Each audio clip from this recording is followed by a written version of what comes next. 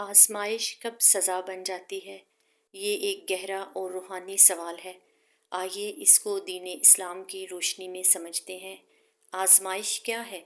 آزمائش وہ حالات ہوتے ہیں جن کے ذریعے اللہ تعالیٰ اپنے بندے کا ایمان، صبر، شکر اور تعلق کو آزماتا ہے۔ یہ کبھی مصیبت، کبھی تنگی یا کسی اور صورت میں آتی ہے۔ ترجمہ: کیا لوگوں نے یہ سمجھ لیا کہ صرف یہ کہنے سے کہ ہم ایمان لائے چھوڑ دیے جائیں گے اور ان کی آزمائش نہ ہوگی؟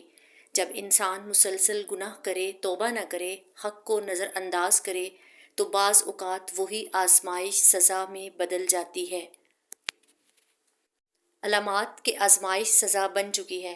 گناہ پر اصرار کے باوجود حالات مزید خراب ہوں، دل سخت ہو جائے اور نصیحت اثر نہ کرے، نماز و ذکر سے دوری ہو جائے،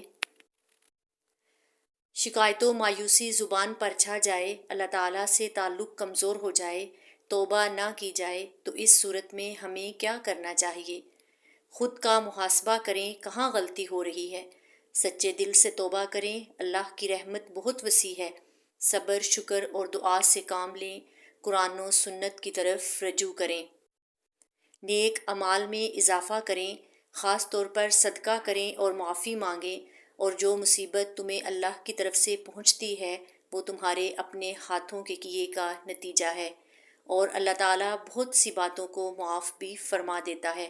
وہ مومن جو صبر کرتا ہے اللہ کے قریب ہو جاتا ہے۔ تکلیف میں گھبرائیں نہیں، رکیں، سوچیں، توبہ کریں، ہو سکتا ہے اللہ تعالیٰ آپ کو جگانا چاہتا ہے۔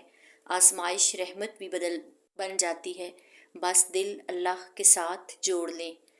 کمنٹ کریں، یا اللہ ہمیں ثابت قدم رکھ۔ ویڈیو پسند آئے تو شیئر کریں، کسی اور کا بھی دل بدل سکتا ہے۔